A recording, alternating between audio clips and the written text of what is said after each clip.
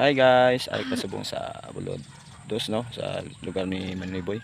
Matanaw kita kung paano i-seeder sa seeder tray ang binhi para sa transplanter. Yan guys, updan nyo kami. Matanaw kami sa sulod. Ari na gito guys sa sulod. Kag nag-umpisa nagigali sila.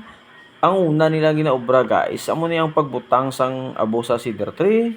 Kag ang napangbutangan niya cedar tree guys sang abo, amo ning ginakamada ni nila sa idalom sang ilang ginabutangan na sang sinso Kag ginatulod-tulod lang ni guys, kag nagakadagdag ang mga seeds. Tan-awa ni guys kanami gid sang ilang obraw.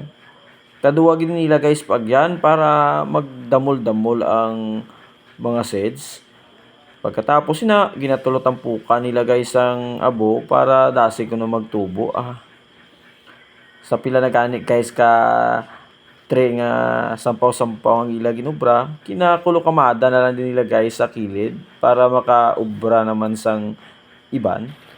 Ako ya guys nawili kita kuya katindog-tindog kag tulotan-aw sa ila samtang sa sigi ang ila yang obra. Ako ya nawili man niya ka video-video kag tan-aw sa ila.